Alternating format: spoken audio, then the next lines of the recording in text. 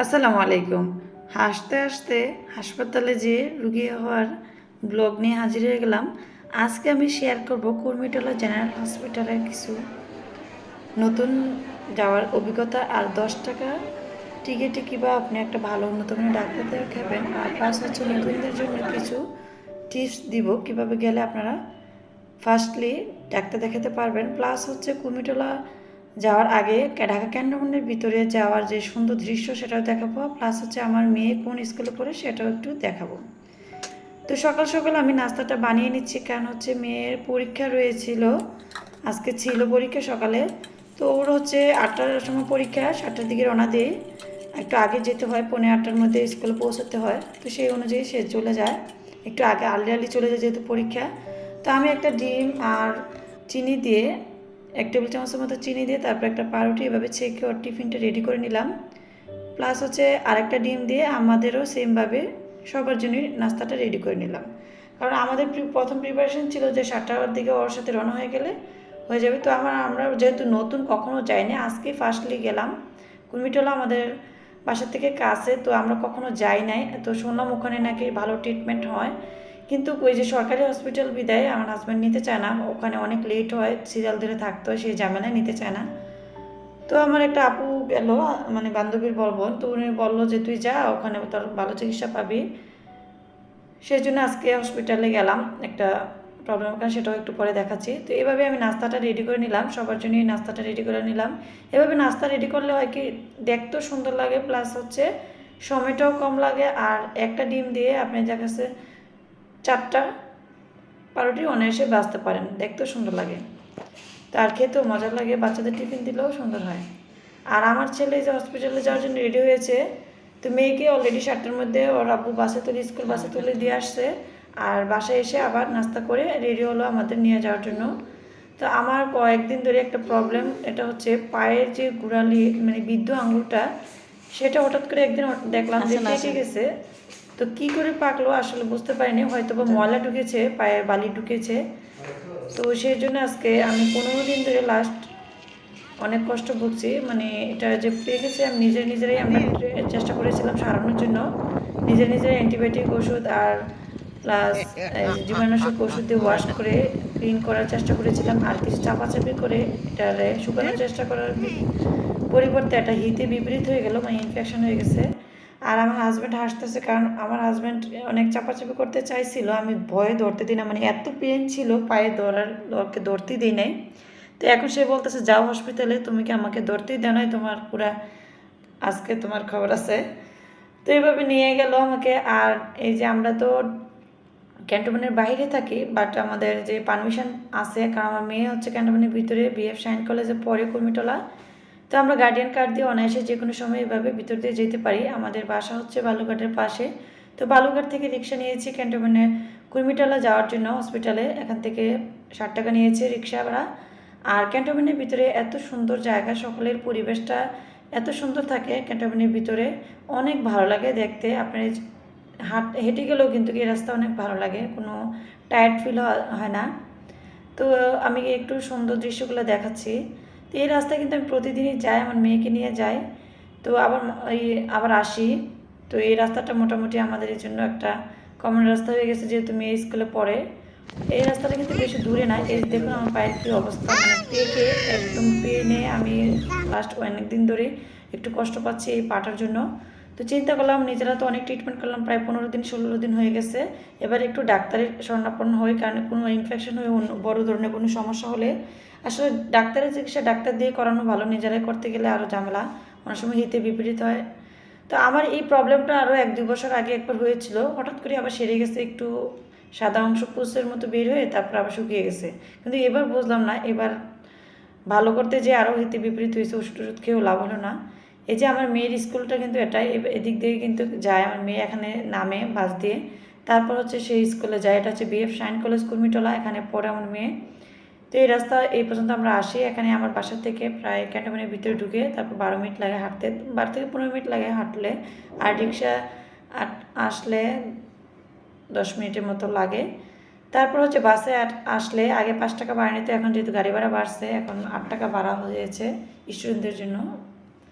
তো এটা সাধারণত স্টুডেন্টদের বাসে আসে, এটা এখানে কোনো পাবলিক নাই। তো স্কুলের পরে কলেজের মাঠের পরে এই যে খেলার মাঠ, এটা হচ্ছে যারা এয়ারফোর্সের আর্মি তাদের আলাদা আলাদা মাঠ রয়েছে এখানে। হকি, তারপর বিভিন্ন টুর্নামেন্ট এখানে খেলা হয়। এদের যে খেলাধুলা হয় এরা এখানেই খেলে, এরা প্র্যাকটিস করে তারপর বিভিন্ন ক্লাবে খেলে। তো সকালে সকালে এদের প্রিপারেশন বা এদের যেই খেলাধুলা দেখে অনেক ভালো লাগতেছিল পরিবেশটা। আর সকালে যেহেতু একটু বৃষ্টি আসছে, পরিবেশটা একদম শান্ত নিরিবিলি, তো সেই জন্য দেখাচ্ছি। আর এখন কিন্তু হাসপাতালে যাওয়ার আগে তো মন মানসিকতা অনেক ভালো ছিল, মানে একদম খুশি খুশি যাচ্ছি হসপিটালে। দেখুন আর্মিরা এখানে ট্রেনিং দিচ্ছে। তো সকাল সকাল তো ওদের যে শরীরচর্চা বা এদের যে এক্সারসাইজগুলা বা যে রুটিনের আছে এরা সবসময় এভাবে করে, সকাল সকাল গেলে এগুলা দেখা যায়। তো আমরা এই যে যে গেট দিয়ে আমরা পারমিশন নিয়ে ঢুকতে হয়, বহিরাগতরা কিন্তু আসা যায় না সাধারণত। এখানে ক্যান্টনমেন্টের ভিতরে ঢুকতে হলে পারমিশন কার্ড লাগে বা পরিচিত কেউ থাকলে ঢুকা যায়, ওইভাবে অ্যালাউ থাকলে পরিচিত যদি কার্ড থাকে বা ভিতরের লোক থাকলে ঢুকা যায় পারমিশন নিয়ে। তো আমরা যেহেতু গার্ডিয়ান, আমাদের আলাদা আলাদা গার্ডিয়ান কার্ড রয়েছে, তো সেই জন্য আমাদের কষ্ট হয় না। এখন আমরা সচরাচর ঢুকতে পারি গার্ডিয়ান বলে। যেহেতু আমরা বহিরাগত, আমরা কিন্তু এখানে পারমিশন ছিল না। এখন যেহেতু আমার মেয়ে পড়ে ক্যান্টনমেন্টের ভিতরে, তাই আমরা এই রাস্তা যেতে পারি। তা না হলে আমরা কিন্তু রেগুলার মানুষ যেভাবে যায় বাইরে দিয়ে বাসে অটোতে, সেভাবেই আমরা যেতে হতো। তো আমরা ভিতর দিয়ে চলে আসলাম, এই যে প্রায় বের হয়ে চলে আসলাম। এখন কিন্তু রমিজউদ্দিন স্কুলের সামনেই রয়েছি। সিএমএস পার হয়ে চলে আসলাম এদিক দিয়ে। সিএমএসের পার হয়ে না, সিএমএসের বরাবর ছিলাম একটু আগে।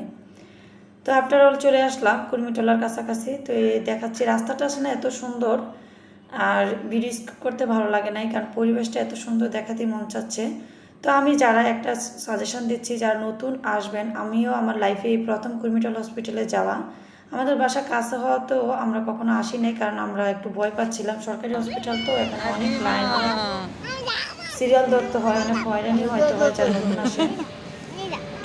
এই যে বিমান দেখে আমার ছেলে পুরো মাথা নষ্ট হয়েছে। আমার ছেলে বিমান সে কান্নাকাটি শুরু করছে। তো আমি নিজে নিজে বলতেছি যে সবাই বলবে রুগী আসছে, মোবাইলে ভিডিও করতে করতে। ফাইনালি কুর্মিটোলা চলে আসলাম। আমাদের বাসা থেকে বেশি দূরে না, রিক্সা যেহেতু আসছে 20 থেকে 25 মিনিট লেগেছে। তো 8টা থেকে 8:30টার মধ্যে আমরা চলে আসছি, যেহেতু 8টার দিকে রওনা দিয়েছি। তো কুর্মিটোলার বাইরের পরিবেশটা অনেক সুন্দর, পরিষ্কার পরিচ্ছন্ন। যেহেতু আর্মিদের কাজ, আসলে আর্মিদের কাজে অন্যরকম হয়। এখানে কোনো হসপিটালের ভিতরে কোনো গন্ধ বা কোনো কিছু নাই, একদম ক্লিন। তো এখানে সিরিয়াল দিতে এসে আমার মাথাটা নষ্ট হয়ে গেছে। এত লোক, প্রায় 500 জন হবে এই সিরিয়ালে। শুধু এখানে মহিলাদের সিরিয়াল। তো মহিলাদের হচ্ছে নিচতলা, আর একদম আন্ডারগ্রাউন্ডে আছে পুরুষদের সিরিয়াল। সেমভাবে কিন্তু পুরুষরাও আছে। এখানে সিরিয়ালে এত পিছনে পড়েছি, 8টা 8:30টার দিকে এসে এবার বোঝেন যারা নতুন আসবেন তারা কটার দিকে আসবেন। তারা অবশ্যই এখানে 7টার মধ্যে চলে আসবেন, না হলে আপনারা কিন্তু অনেক হয়রানির শিকার হবেন। কারণ এখানে অনেক লং প্রসেস, যেহেতু মানুষ অনেক বেশি, সারা বাংলাদেশের লোক এখানে আসে। আর এখানে কিন্তু কোনো ধনী গরিব নাই, এখানে হচ্ছে আপনার সব শ্রেণীর মানুষ আসে, গরিবরাও আসে, ধনীরাও আসে। কারণ এখানে ট্রিটমেন্ট অনেক ভালো। এখানে যে ডক্টরগুলো রয়েছে সব উন্নত মানের, বাংলাদেশের প্রথম শ্রেণীর ডক্টর।